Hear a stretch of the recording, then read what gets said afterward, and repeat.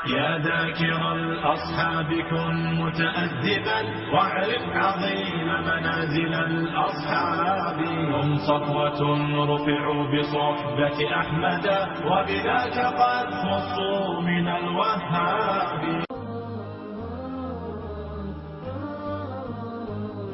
حضرت قیس بن عاصم منقری رضی اللہ تعالیٰ عنہ. سیدنا حضرت عمر فاروق کے عہد خلافت کا ذکر ہے کہ بصرہ کے نوآباد شہر کے ایک مکان میں ایک صحابی رسول بستر مرگ پر پڑے ہوئے تھے. ان کے چوڑے چکلے ہاڑ اور قد و قال سے ظاہر ہوتا تھا کہ کبھی بڑے وجیح اور قوی الجسا رہے ہوں گے، لیکن اب بیماری نے انہیں سخت ضعیف اور درماندہ کر دیا تھا. تاہم اس حالت میں بھی ان کے چہرے پر عجیب قسم کا جلال تھا اور اس سے نور کی شعائیں پھوٹ پھوٹ کر نکل رہی تھیں. ان صاحب رسول کو اللہ تعالیٰ نے اولاد کثیر سے نواز رکھا تھا.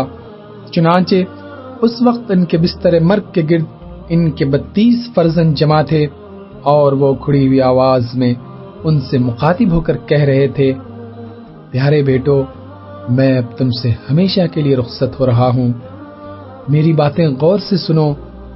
جب میں مر جاؤں تو اپنے سب سے بڑے بھائی کو اپنا سردار بنانا.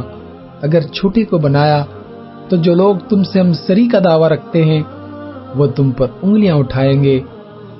ہمیشہ اپنے اسلاف کے نقش قدم پر چلنے کی کوشش کرنا. میری موت پر رونے دھونے اور چیخنے چلانے سے اجتناب کرنا، کیونکہ رسول اللہ صلی اللہ علیہ وسلم نے ایسا کرنے سے منع فرمایا ہے. اپنے مال کی اصلاح اور حفاظت سے غافل نہ ہونا، اس سے شرفا کی عزت میں اضافہ ہوتا ہے اور کم ظرف لوگوں کا بار احسان نہیں اٹھانا پڑتا.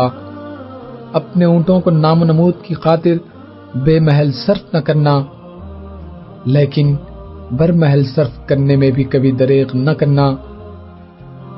کم اصلوں میں رشتے ناتے نہ کرنا. ہو سکتا ہے اس سے تمہیں وقتی مسرت حاصل ہو جائے، لیکن اس میں جو نقصانات مضمر ہیں، وقتی مسرت ان کے سامنے کچھ حقیقت نہیں رکھتی. اپنے دشمن کی اولاد سے ہوشیار رہنا. کچھ تعجب نہیں کہ وہ اپنے بزرگوں کی طرح دل میں تم سے عناد رکھتی ہو. زمانے جاہلیت میں میری قبیلے بکر بن وائل سے دشمنی رہ چکی ہے، اس لیے میری قبر وہاں بنانا جہاں ان کی دسترست نہ ہو سکے، ورنہ خدشہ ہے کہ وہ جوش انتقام میں میری قبر کھود ڈالے اور تم اس کا بدلہ لینے کے لیے ان کے خلاف وہ کچھ کر گزرو جو تمہاری آخرت برباد کر ڈالے. اتنا کہتے کہتے وہ صاحب رسول تھک گئے اور سانس درست کرنے کے لیے تھوڑی دیر خاموش رہے. پھر انہوں نے اپنے کانپتے ہاتھوں سے ایک تیر نکالا اور اسے اپنے بڑے لڑکے کے ہاتھ میں دے کر کہا: اس کو توڑو. اس نے فوراً توڑ دیا. پھر 2 تیرے ایک ساتھ دیے اور کہا: انہیں بھی توڑو. اس نے بہت کوشش کی لیکن نہ توڑ سکا. دانا باپ اب پھر سارے بیٹوں سے مخاطب ہوئے اور فرمایا: تم نے دیکھا کہ ایک تیر کتنی آسانی سے ٹوٹ گیا، لیکن جب 2 تیر مل گئے تو پوری طاقت صرف کرنے کے باوجود نہ ٹوٹ سکے. اگر تم آپس میں پیار و محبت اور اتفاق و اتحاد کے ساتھ نہ رہے اور متفرق ہو گئے تو تم میں سے ہر ایک کی مثال ایک تیر جیسی ہوگی جسے ہر شخص توڑ سکے گا، اور اگر تم متحد رہے تو پھر کسی کی مجال نہ ہوگی کہ تمہیں توڑ سکے یا کوئی نقصان پہنچا سکے. یاد رکھو، اتحاد میں ہی قوت اور برکت کا راز پنہا ہے. اتنا فرما کر ناصح مشفق نے ایک ہچکی لی اور اس کے ساتھ ہی ان کا طائر روح قفس انصری سے نکل کر عالم بقا کی جانب پرواز کر گیا. دم آخر اپنی اولاد کو یہ پرمغز اور زرعی وصیتیں کرنے والے صاحب رسول حضرت قیس بن عاصم منقری تمیمی تھے. سیدنا حضرت ابو علی قیس بن عاصم منقری کا شمار ان صحابہ کرام میں ہوتا ہے جو سرور کونین صلی اللہ علیہ وسلم کے اس ارشاد کا مصداق تھے، خیارکم فی الجاہلیہ خیارکم فی الاسلام، تم میں سے جو زمانے جاہلیت میں بلند مرتبہ تھے وہ اسلام میں بھی بلند مرتبہ ہیں۔ حضرت قیس عرب کے نامور قبیلے بنو تمیم کی شاخ بنو منقر سے تعلق رکھتے تھے۔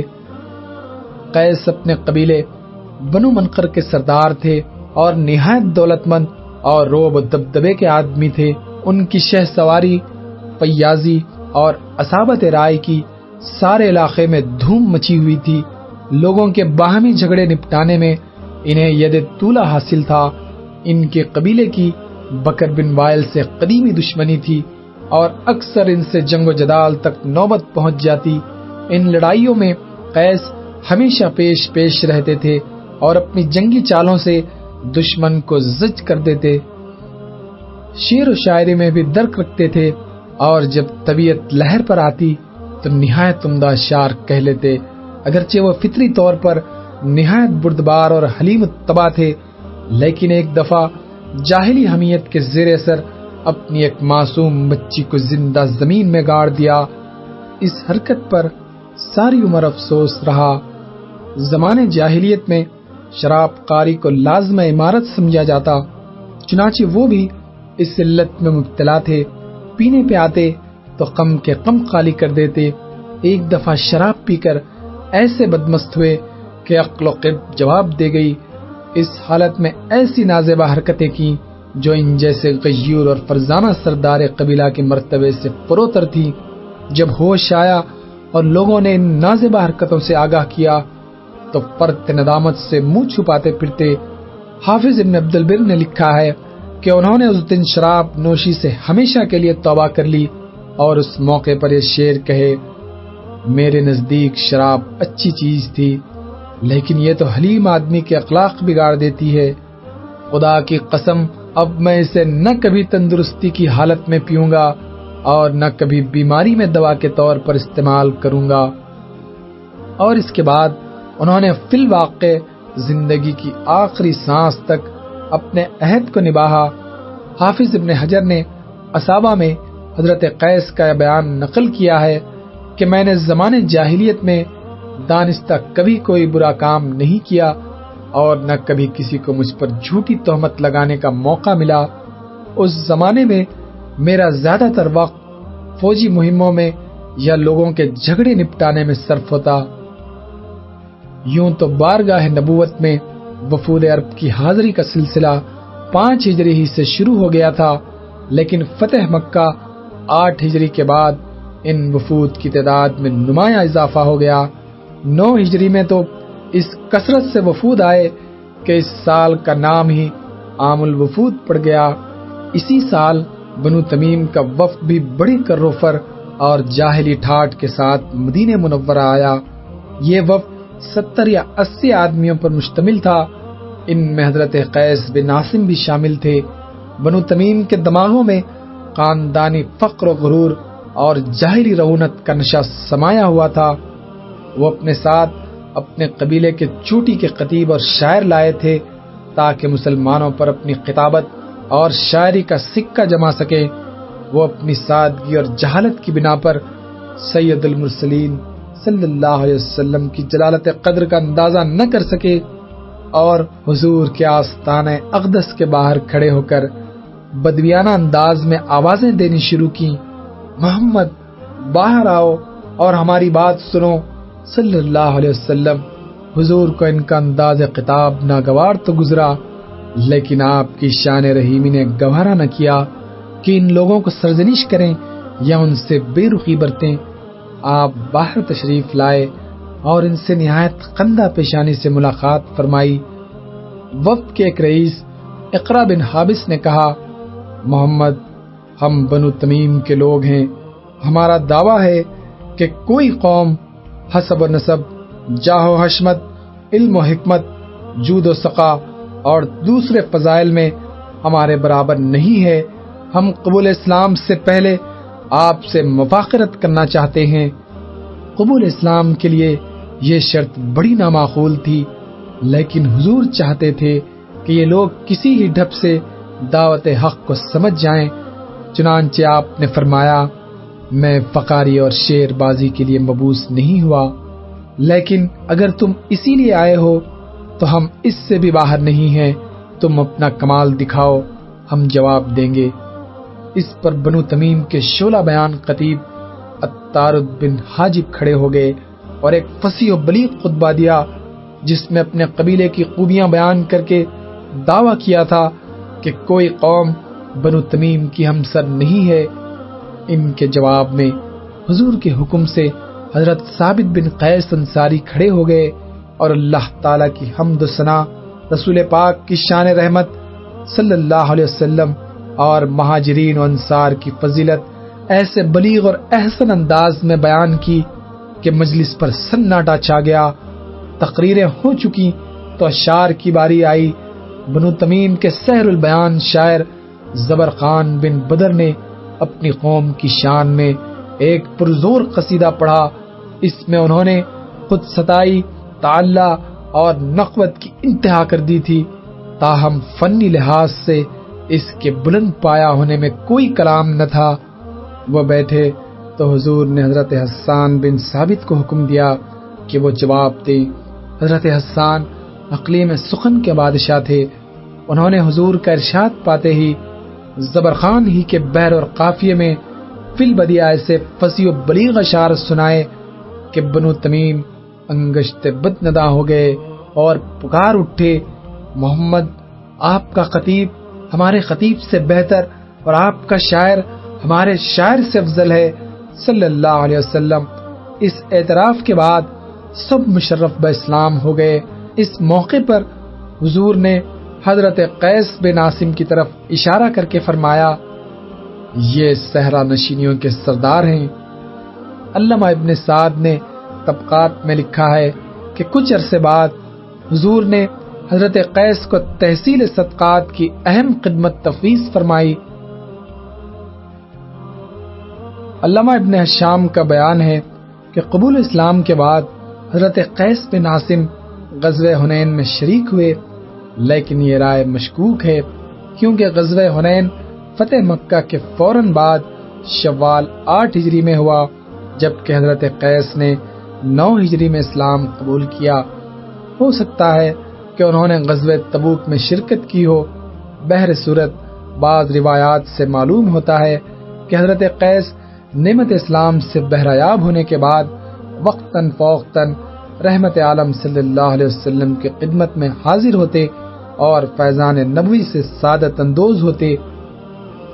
مستدرک حاکم میں ہے کہ اللہ تعالیٰ نے حضرت قیس کو کثیر مال و دولت سے نواز رکھا تھا۔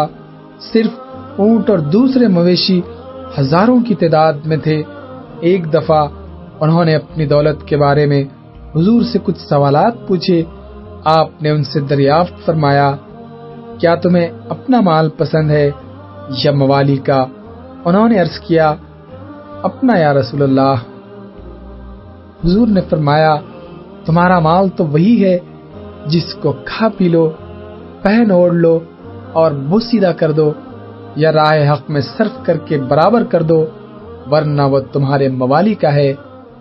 حضرت قیس نے عرض کیا، اگر زندگی نے مہلت دی تو اونٹوں کے گلے جلد ہی ختم کر دوں گا۔